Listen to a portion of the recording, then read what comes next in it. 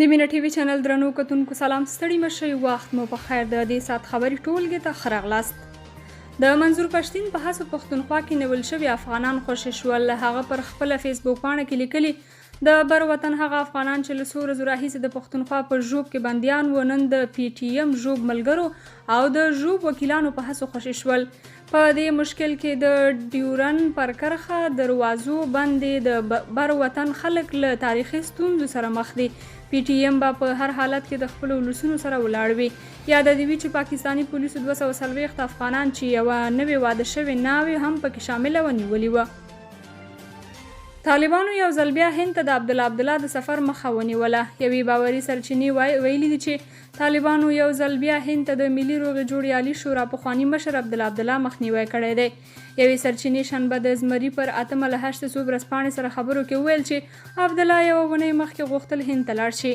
د سرچینې په خبره عبدالله د الوتکې ټیکټ هم پیرلی و، خو طالبانو هند ته د هغه د سفر مخه نیولې ده. داسې ښکاري چې عبدالله یو ځل بیا په لنډمهاله توګه ممنوع الخروج شوی دی. عبدالله له دې وړاندې یو ځل هند ته د تګ اجازه لرلې وه. نوموړي هغه مهال هند ته د خپل سفر موخه له خپلې کورنۍ سره لیدکاته بللې وه. پور اخیستل. پاکستان امریکا ته په زاریو دی. پاکستان د پور اخیستو لپاره امریکا ته زارۍ پیل کړي دي. د معلوماتو له مخې د پاکستان د پوځ مشر چې دغه هیواد اصلي اداره کوونکی بلل کیږي په تازه اقدام کې د امریکا د بهرنیو چارو له وزارت غوښتي چې له نړیوالو مالي بنسټونو د پور اخیستو په برخه کې مرسته ورسره وکړي. پاکستان په دې وروستیو کې له سختو اقتصادي ناورین سره مخ دی چې له همدې امله یې د پیسو له نړیوال صندوقه د 4.4 میلیارډ ډالرو پور غوښتنه کړې ده. ویل کېږي چې دغه بانک چارواکي په لومړي مرحله کې د پور له ورکړې سره موافقه کړې ده، خو دغه موافقه د اګست میاشتې یوې مهمې غونډې ته ځنډول شوې ده. اوس پاکستان له امریکا غواړي چې په دې برخه کې مرسته ورسره وکړي او دغه هیواد د سقوط له خطره وژغوري.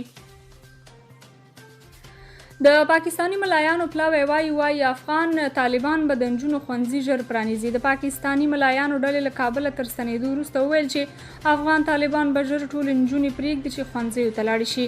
د مفتي محمد طارق عثماني په مشرۍ د پاکستانی ملایانو پلاوی چې پرون جمعه بیرته پاکستان ته وګرځېد له پاکستانی طالبانو سره د پاکستان د حکومت د پخلاینې په هدف کابل ته راغلی و. عثماني د افغان او پاکستانی طالبانو له مشرانو سره د خپلو خبرو ګټورتوب ته په اشارې هیله څرګنده کړې ده چې افغان نجونې به ژر اجازه ترلاسه کړي چې ښوونځیو ته لاړې شي. د جیو نیوز ټلویزیون د راپور له مخې د پاکستانی طالبانو پلاوي د طالبانو د حکومت د رئیس الوزرا ملا محمد حسن اخوند، د کورنیو چارو سرپرست سراج الدین حقانی او د پوهنې وزیر په شمول له بېلابېلو مشرانو سره په کتنو کې د نجونو د تعلیم او د هیواد په پرمختیایي چارو کې د ولس د ګډون په اړه خبرې وکړې. له بلې خوا د دغه پلاوي یو غړی مولانا طیب پېښور ته له رسېدو وروسته ډي نیوز ورځپاڼې ته ویلي چې افغان طالبانو پاکستان ته ښه فرصت برابر کړی چې له ټي ټي پي سره روغه جوړه وکړي. حامد کرزی وایي د دښمن د نفاق اچولو دسیسې ته د بریا اجازه مه ورکوئ. پخوانی ولسمشر حامد کرزی وایي افغانان د اجازه نه ورکوي چې د دښمنانو د تفرقې اچولو سیاست بریالی شي. پخوانی ولسمشر د تخار ولایت له مخورو او مشرانو سره په یوه لیدنه کې ویلي چې بهرنیان په تیره د افغان ملت د یووالي دښمنان تل هڅه کوي چې دلته نفاق او د خلکو بیلولو ته لمن ووهي. د په خبره افغانان باید اجازه ورنکړي چې د دښمنانو دغه ډول دسیسې بریالۍ شي. په دې لیدنه کې د تخار ولسونو غوښتنه کړې چې د نجونو ښوونځي د بیرته فعال شي او د ښوونځیو دروازې د له لومړۍ تر 12 د نجونو پر مخ پرانیستل شي. پخوانی ولسمشر حامد کرزي هم ویل چې افغان خاوره یوازې د تعلیم او تحصیل په مرسته وده مومي او افغان ځوانانو ته باید د زده کړو او کار حق ورکړل شي. ستانکزی وایي ډیر ژر به نړۍ او د سیمې هیوادونه اسلامي امارت په رسمیت وپیژني. د اسلامي امارت چارواکي وایي چې د سیمې او نړۍ هیوادونه به ډیر ژر د افغانستان نوی حکومت په رسمیت وپیژني. د بهرنیو چارو وزارت سیاسي مرستیال شیر محمد عباس ستانکزی په یوه مرکه کې وایي چې د سیمې او نړۍ ځینې هیوادونه به ډیر ژر د افغانستان د اسلامي امارت په رسمیت پیژندلو کې خپلې اقتصادي او سیاسي ګټې درک کړي او په دې برخه کې به اقدامات وکړي. ستانکزي یو ځل بیا نړیوالو ته ډاډ ورکړی دی چې د افغانستان خاوره به یې پر خلاف ونه کارول شي. د نجونو پر زده کړو به ټول محدودیتونه پای ته ورسول شي او افغانستان به د سیمه ییزو او نړیوالو همکاریو پر ډګر بدل شي. دا ټولې هغه غوښتنې دي چې نړیوالې د افغانستان د اسلامي امارت په رسمیت پیژندلو لپاره د شرطونو په توګه وړاندې کوي. ستانکزي له نړیوالو غوښتل چې د افغانستان په کورنیو چارو کې له لاسوهنې ډډه وکړي. کابل کې پاسپورت غوښتونکي وایي کمیشنکارانو رانه د یو پاسپورت بدل کې $1000 غوښتي. د پاسپورت ځینې افغان غوښتونکي د دې بهیر د ویش د ستونزو له امله شکایتونه لري. دغه شکایت کوونکي ادعا کوي چې په دې ولایتونو کې دا پروسه په مطلق ډول بند او په کابل کې بیا د زیاتې ګڼې ګوڼې له امله کمیشنکارانو ته د کار او بار او فساد زمینه برابره شوې ده. یو کس وایي له 6 میاشتو راهیسې د ماشوم زوی د پاسپورت لپاره انتظار ستړی کړی، خو لا یې هم دغه قانوني او حقوقي سند نه دی ورته ترلاسه کړی. دا کس د ننګرهار ولایت اوسیدونکی دی او نه غواړي د امنیتي ستونزو له امله یې په راپور کې نوم واخیستل شي. خو ازادي راډیو ته یې د دې پروسې د ستونزو په اړه وویل. کوم لینک چې دوی د کورنیو چارو وزارت له لوري خپور کړی چې په هغه کې به هر څوک د پاسپورت لپاره خپله نوملیکنه کوي، هغه هم کار نه کوي او په کې لیکل کېږي چې ایرور موجود دی. په کابل کې بیا کمیشنکاران ډېرې پیسې اخلي او زه د پیسو د ورکړې توان نه لرم.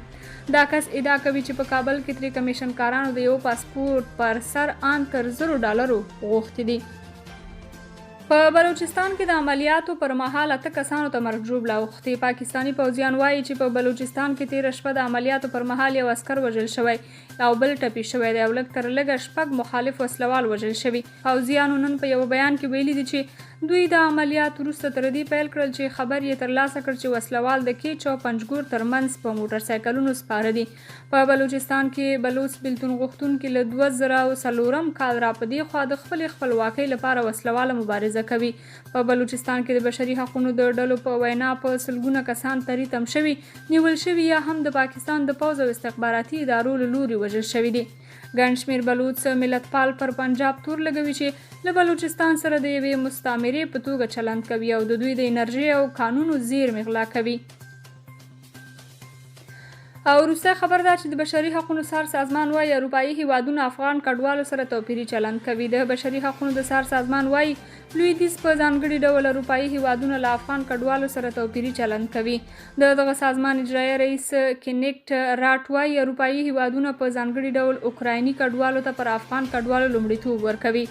راټ پرون په همدې اړه یوې پرلیکه غونډې ته د وینا پر مهال ځینې هیوادونه پر اسلام ستیزۍ او نژاد توپیر پالنه تورن کړل. هغه وویل په میلیونونه اوکرایني کډوال په اروپایي هیوادونو ورننوتل، خو په هیڅ اروپایي هیواد کې ورته کمپونه ونه لګول شول بلکې ټول په کورونو کې میشت شول.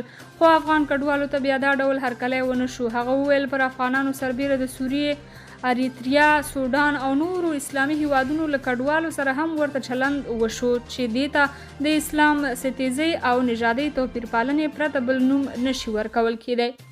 درنو کتونکو د دې ساعت خبرې ټولګه تر همدې ځایه او تر بیا بلې ټولګې خوشحاله شئ. د خدای په امان.